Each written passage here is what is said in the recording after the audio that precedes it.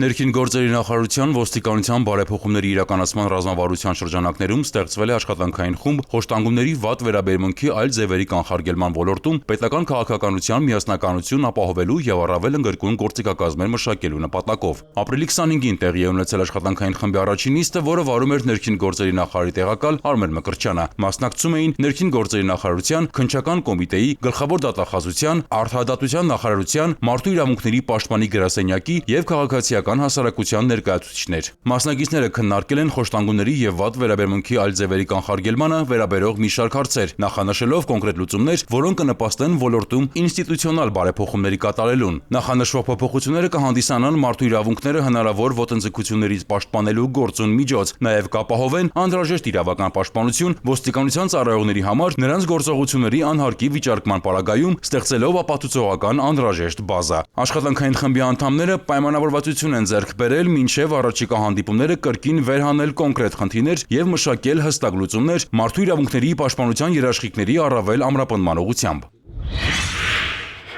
Ապրիլի 26-ին ներքին գործերի նախարարության ոստիկանությունում տեղի է ունեցել պարգևատրման արարողություն։ Պարգևատրվում էին ոստիկանության վետերանները, որոնց փորձն ու մասնագիտական ուղին մշտապես օրինակ են ոստիկանության ծառայողների համար։ Շնորհավորական եւ շնորհակալական խոսքեր հղելով ներքին գործերի նախարար Արփինե Սարգսյանի անունից նախարարի տեղակալ Արամ Հովհաննիսյանը հանցագործությունների բացահայտման ուղղված աշխատանքներին ակտիվ մասնակցության, հասարակություն ոստիկանություն կապի ամրապնդմանն օժանդակելու, ինչպես նաեւ ոստիկանության օրվա ապրիլի 16-ի կապակցությամբ ոստիկանության մի խումբ վետերանների պարգևատրել է իրավակարգի ամրապնդման համար օրենքի պատվար մեդալներով եւ ոստիկանությունում գերազանց ծառայության համար կրծքանշանով։ Ոստիկանության պետ ներքին գործերի նախարարի տեղակալ Արամ Հովհաննիսյանը իրավապահ համակարգի կայացման ու ամրապնդման գործում կարևորելով ոստիկանության վետերանների դերը նշել է, որ այսօր էլ մեծ է նրանց ներդրումը իրավախախտումների եւ հանցագործությունների կանխարգելման ու բացահայտման աշխատանքներում։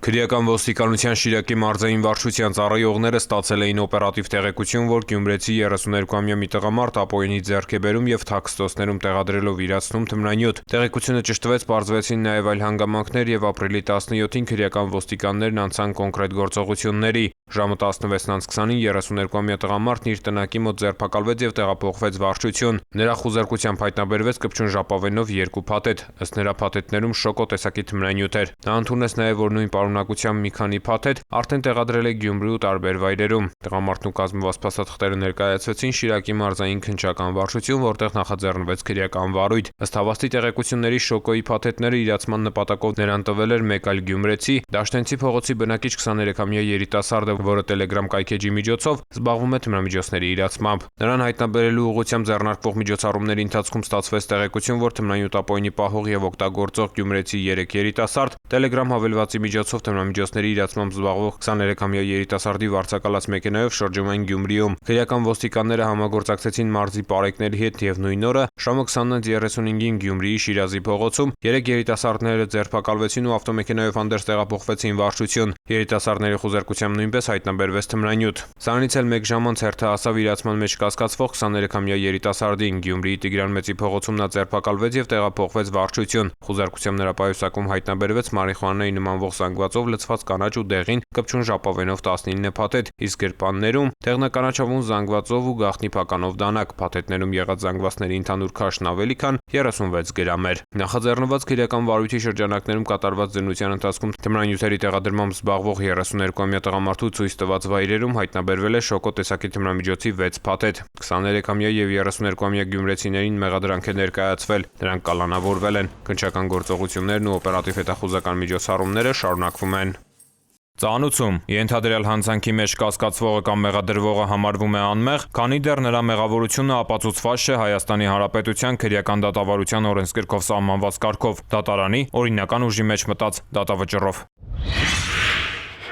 Քրեական ոստիկանության Երևան քաղաքի վարչության թմրամիջոցների անօրինական շրջանառության դեմ պայքարի բաժնի ծառայողները ստացել էին օպերատիվ տեղեկություն, որ Մայրաքաղաքի Լենինգրադյան փողոցի բնակիչ 45-ամյա մի տղամարդ ապօրինի պահում է հրազեն։ Տեղեկությունը ստուգելուց հետո ապրիլի 23-ին ժամը 12:10-ին Երևանի Դավիթ Անախտի փողոցում տղամարդը ձերբակալվեց ու տեղափոխվեց վարչություն։ Անձնական խուզարկությամբ նրա մոտ հայտնաբերվեց մարտական ատրճանակ, պայեստատուփով, որի մեջ կար 5 փամփուշտ։ Փաստի առթիվ քանակերձ Զեյթունի քննչական բաժնում նախաձեռնվեց քրեական վարույթ, որի շրջանակներում ոստիկանության եւ քննչական կոմիտեի ծառայողները զննեցին նրա բնակարանը։ Հայտնաբերվեց եւս 4 մարտական ատրճանակ, կոլտ, բերետա, գլոկ տիպի, մեկն էլ առանց գրառման։ 45-ամյա տղամարդը տեղափոխվել է ձերբակալվածների պահման վայր։ Նախաքննությամբ հանգամանքները պարզվում են։